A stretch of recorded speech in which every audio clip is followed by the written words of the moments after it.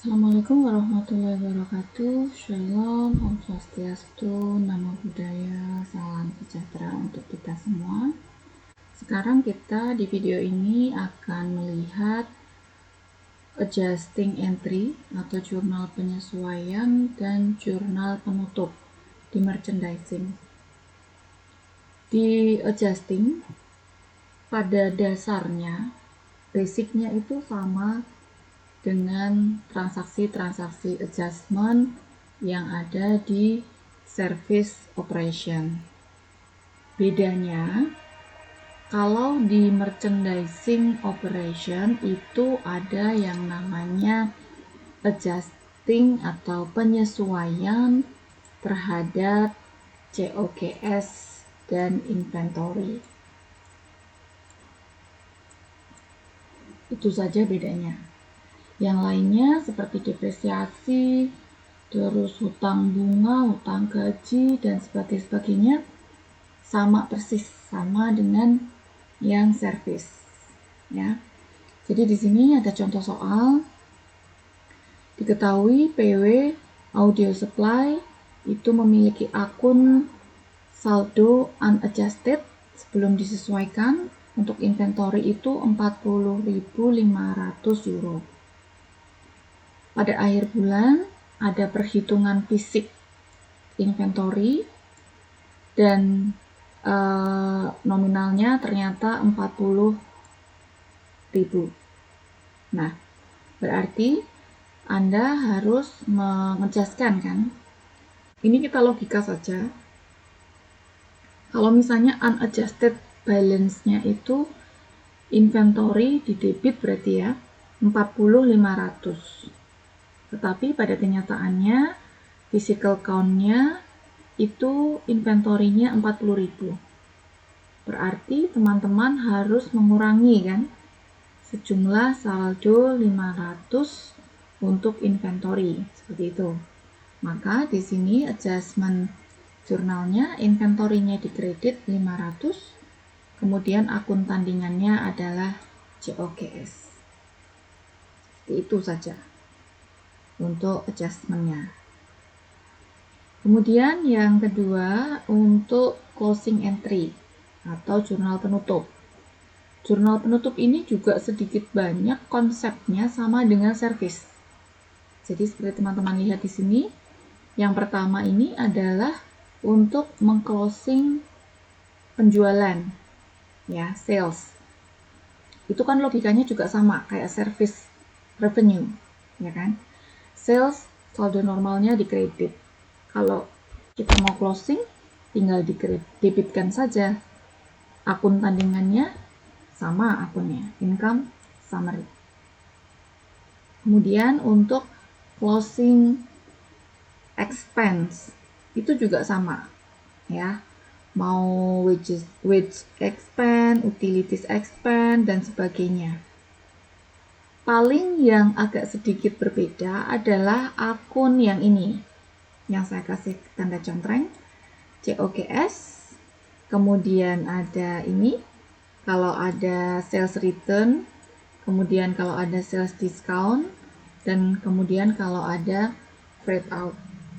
Ini basicnya karena COGS ini kan kita beli dari harga pokok dari supplier, maka itu masuk ke expense, makanya dia di closingkan di sebelah kredit ya, karena COGS saldo normalnya di sebelah debit.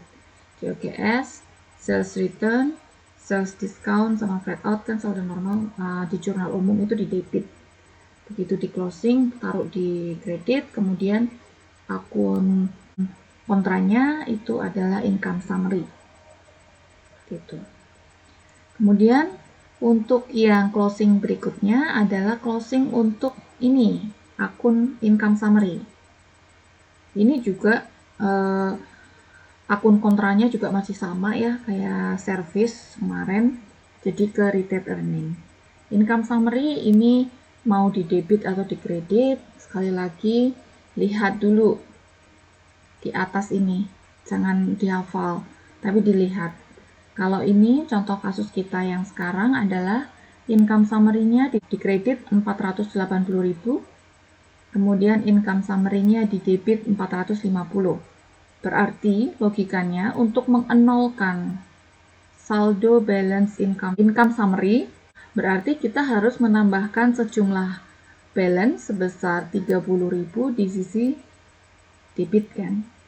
Makanya di sini untuk closing akun income summary, debitnya income summary 30, kreditnya retained earning atau laba ditahan. Oke.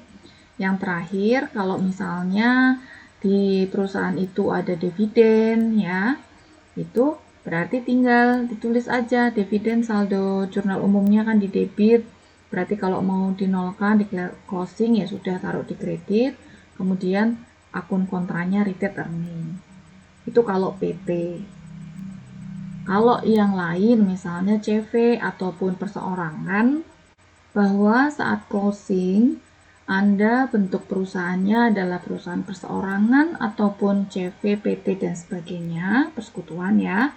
Di sini retained earning-nya akunnya itu adalah akun equity. Jadi akun equity nama yang punya ownernya Alfonsa Equity. Nanti siapa? Si A Equity. Nah, seperti itu. Beda di akunnya saja. Kalau posisinya, konsepnya, pemahamannya sama. Kalau dividen itu PT, kalau persekutuan dan perseorangan dia adalah privé.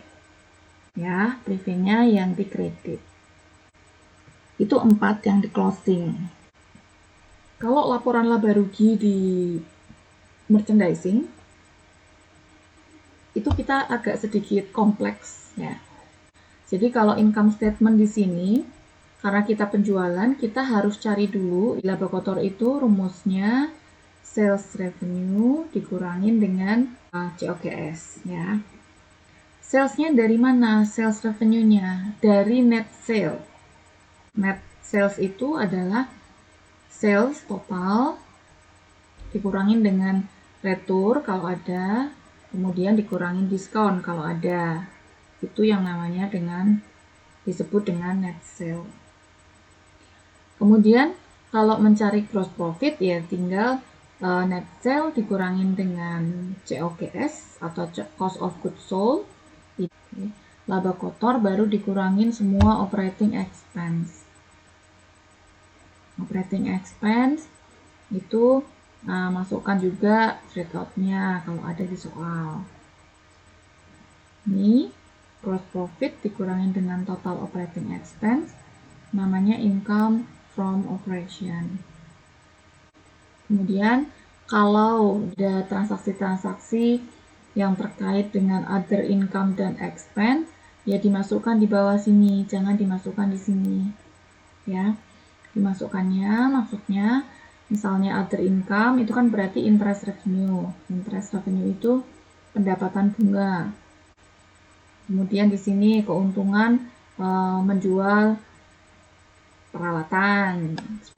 Kemudian di sini juga ada interest expense. Interest expense itu beban bunga, ya. Jadi kalau kita hutang ke bank, misal kita kan setiap bulan dibebankan beban bunga ya. Nah, itu bisa dimasukkan di sini sebagai pengurang.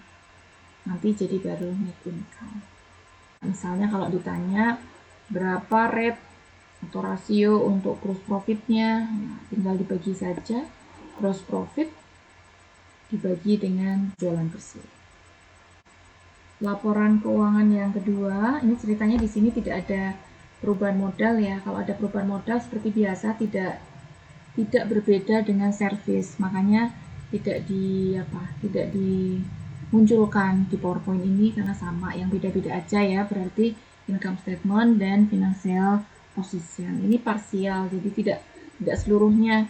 Di sini tidak nongol untuk liability dan equity. Jadi yang merchandising itu bedanya adalah ada di kolom aset ya.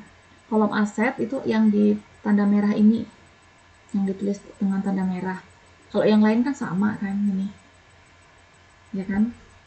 Aset tetap, ada equipment, dikurangi dengan akumulasi depreciation, nah itu kan sama. Current asetnya saja yang berbeda di sini adalah ada yang namanya inventory.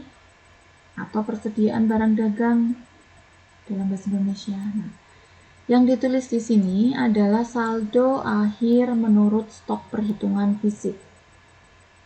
Ya, berarti kan kita di adjustment kita ada perhitungan fisik dengan nilai yang unadjusted ya. Nah, dari situ, dari 40 itu. Ditotalkan seperti biasa.